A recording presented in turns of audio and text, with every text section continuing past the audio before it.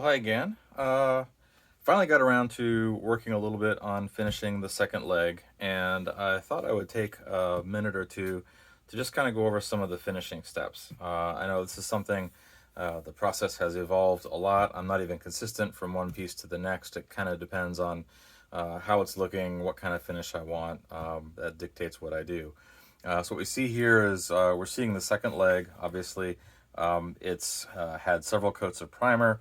I've also done several rounds of Bondo, and this has actually gotten to a really good spot. But one of the first things that I do when I first assemble these pieces, before I do any finishing work, especially since the joint between the ankle and the leg is so tight, is I will take the time to sand this joint, make sure that it's a nice snug fit, and then before I do any priming or any filling or any Bondo work, I wrap a couple layers of painter's tape around that to preserve that so it doesn't get any buildup from the primer and the Bondo and so forth. So I know that once I'm all done, I peel this off, it'll still be a nice snug fit in the ankle joint. Overall, these parts have come along really well. This is before, obviously I'm going to put one more coat of primer over top of this, but a lot of these seams have really smoothed out nicely. It's also important to know which surfaces of this are actually going to be visible at the end. And really, for up here, this whole part really isn't going to be visible. If we bring over the other leg that's already been completed, you'll see that the horseshoe covers up most of all of this. The booster cover covers the insides of this, and this whole surface here really you hardly see. In fact, what I did on mine was I painted this surface blue just so that it's dark. It doesn't really stand out much at all.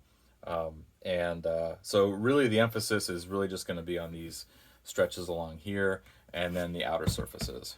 And these joints here in particular can be a little bit tricky to get nice and smooth, but just several coats of Bondo and filler primer and some sanding is all that's really needed there. So let's talk a little bit about sanding. I use sanding sponges a lot, and 320 grit has become my go-to. There's two different types of sanding sponges. There's this type here, which is the really kind of flexible, soft, squishy ones. These particular ones are 3M. I use these a lot on the dome and the body, mainly because I was always sanding a curved surface. And these work really great for getting in. These corners can be used to get inside like the recessed panel lines on the body and so forth. For a lot of the leg work though, I've been using this style of sanding sponge. This is a 400 grit, and these I pick up at Ace, and they're spongy on the inside, but the outer surface is actually a little bit stiffer and a little bit flatter. And these I think work really well when you're doing mostly flat surfaces, because I can take these and I can sand across there and it's really going to help me make sure that it's level, whereas these might deform a little bit and might not really give me a truly flat surface. So this comes in really handy along all of these surfaces here, and even along these edges here. I find that a lot of my prints end up with a little bit of elephant's foot along the edges. So what ends up happening is I end up getting kind of low spots in the middle and it gets a little bit high on the outside. Using these sort of firmer sanding sponges allow me to really get that nice and level, and you can kind of see that where it's less Bondo on the outer edges and more of it in the middle. The back, this one has taken a lot of work. I had some warping on my prints. You can still make it out here. The joints, this is 3 pieces. One piece here, and then one piece to, I think it's about here. Actually, that seems really hard to tell. But I had a lot of warping, particularly in this corner, and this still needs, I've had several thick coats of Bondo, but this was probably set in about maybe a 1/16 or an 1/8 of an inch. It really wasn't that bad because you have this outer piece that created sort of a pocket. There was a little corner that was inset there that was really deep. But it's taken a lot of time to get that filled. And I also get this wrinkling effect. So this was the surface of the model that was on the print bed. And sometimes on my printer, when I'm printing large flat areas, I kind of get this wavy texture. I'm not bothering finishing that sanding that all out here because this isn't really going to be visible.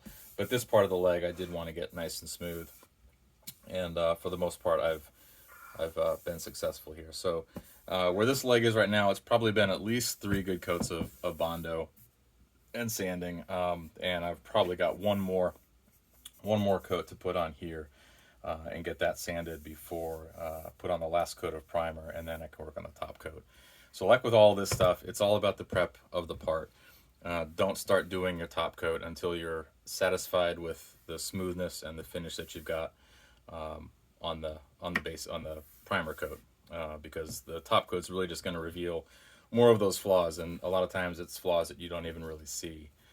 That being said, a lot of times I do print most of my stuff in white filament, and white filament really isn't the best for seeing the flaws and stuff.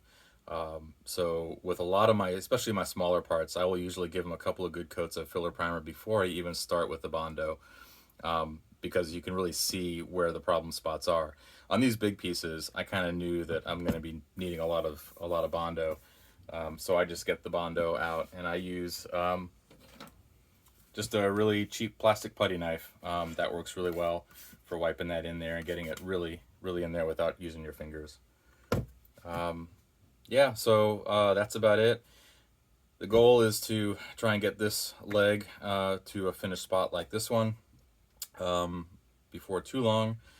My goal of getting him on his feet by the end of the holidays is probably not going to happen, just because of everything else going on. I just haven't really been able to find the time to work on this. So anyway, that kind of gives you a preview of the process I go through to get a good finish. And I guess that's it for now. Thanks for watching.